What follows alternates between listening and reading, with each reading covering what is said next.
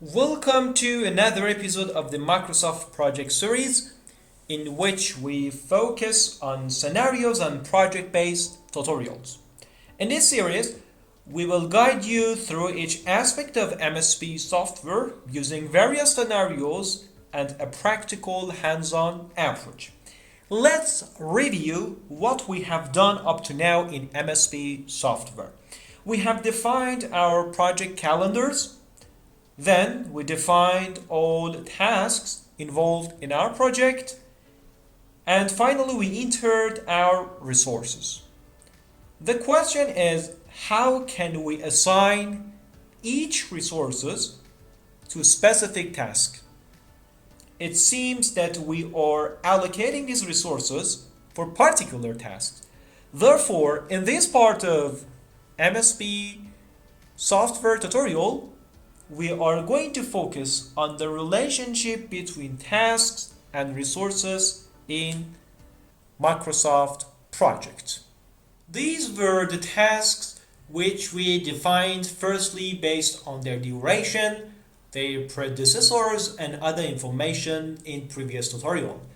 And these were the resources that there were some information about them, and we entered all of them with details in MSP. Now we want to know about the status of each task in terms of each resources. As you know, different tasks need different resources. So therefore, we are going to allocate these resources to tasks. Before that, it's good to point out one important things that most of the students make a mistake when they are using MSP. As you see, there is a column called units and there's a column called work. We mean by work the total resources which we need for each task. In other words, the work is nothing than the duration multiplied to units. So for the resource C, as you can see, we have the total work, and we should enter these data into the work. However, for other resources, we have units. In order to calculate the work from units, the MSP would be calculated for us. In which, for example, for the task E1, it means it needs 4 resources of A in each day. And the calculation would be the multiply of these 4 to the duration of task E1 and the working hours of that. However, for the resource B, since it is a material resource and it means the 40 kilograms in all project for task E1, and here we don't need any calculation. In order to get these points better, let's get through the MSP software and see how can we enter this data into this software. Here is the view of the MSP software. As you can see, for each task, there's a column called resource name. If you don't have this column in your view of software, you can right click on here and then insert a column and search resource name. That would be appear for you in a second. As you can see, since we had entered our 5 resources, by clicking on each task resource names, you have 5 choices. One way is that you can choose your resources from here, which I don't recommend you to use this way. Another way to allocate resources to each task is that you can right click on each task and then, for example, for the E3, you right click on task, then you come here for information, and then you would have these task information window, which you are absolutely familiar with that in previous episodes. Here, there is a tab which we call resources, and you can come here to allocate each resources that you want in terms of units or cost to your task. However, there is a more efficient way which I want to teach you that way to use. And that is the same which we had for predecessors in Terry. As you know, if I want to make it visible, the window which I had for predecessors, I should come here, right click, and then click on show split. And as you can see, I can have this window in my MSP, in which the right part of this window is related to the predecessor name and the left part is related to the resource name, and you can enter the units and the work in a sequential of your task.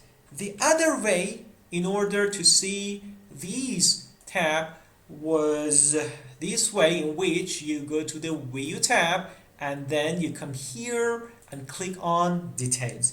Both of them are the same, and you can have these window for yourself from these two different ways. Now it's time to enter the data about each task in terms of each resources. Let's allocate the resources to each task from this view and the task 4. To do that, we start by the task E1. Task E1 has 3 resources. The first one is resource A, which has 4 units. The second one is resource B, which is 40. And the third one is resource C, which is totally 500. After that, you click on OK, and as you can see, the software is automatically calculating for you. For the material, as I explained to you, we have the 40 kilogram for all task E1, not per day and per working hours. And for the task, actually for the resource C, since we have the total available work hours, there is no need for calculation. However, for resource A, for task E1, it is stated that we need 4. So we need 4, and there is a duration for this task, and of course there is a working hours in which it is 8 hours during a day. By multiply this value, you will have these 768 hours. So let's continue. We then go to the task E2. For task E2, we have 2 resources. The A would be actually 6, and then for task C, we will have totally 400. That's it. Let's go to the next task, which would be E3. For E3, we have resource A, and we will have actually resource B. For resource B, we have 40, and for resource A, we have 4. Then we click on OK, and then we go to the task E4. For E4, we have 3 resources. Resource B, which is actually 80. We have task 3, which we have the total work, which is 500. And we have task E, which is 2 units. Then we click on OK, and as you can see, the calculation is automatically presented here. Then task E5. For E5, we have 3 resources. Resource C, we have resource D, and we have resource E. For resource C, we have the total work, which is 400. For resource C, actually for resource D, we have 4 units, and finally 3 units. Then we click on OK, and next it would be the procurement, the first task for procurement, P1. We have 2 resources C, and we have resources D. I am entering this data from the first picture that I presented in the first of this tutorial. So therefore, for task C, for actually we are P1, it was the total 200, and this unit would 6. Then we go to the next step. It would be P2. For P2, just we have 1 resource, which is E, and we consider its unit 3. Okay, then we go to P2. Next, we go to P3 actually, which has 2 units, B and E, which is B actually the 30, and it would be the 4. We click on OK. Since it is the material, there is no calculation here. And finally we go to P4. For P4 we have resource A and we have resource E.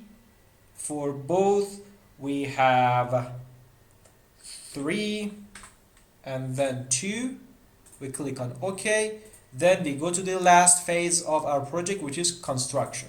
For construction, for task C1, we have 2 resources, which is D and E. Both of them are 4 units. And then OK, we go to the next step. For C2, there are 2 resources, which is A and C. For A and C, for A there are 4 units, and for C the total work is actually here 300. Then we click on OK and next. For C3 we have 3 resources, B, C and D, which is 40 for B, and then for C the total work has been given equally 400, and finally for D is 6. And we click on OK, and that's it. So now we enter all resources that we had. As you can see in the Gantt chart of our diagram, the resources which we allocate to each task actually are also presented. So in this tutorial, we'll learn how to allocate each resources to each task, and in other parts of the tutorial we are going to use this allocation and of course some changes which we need to have in real project.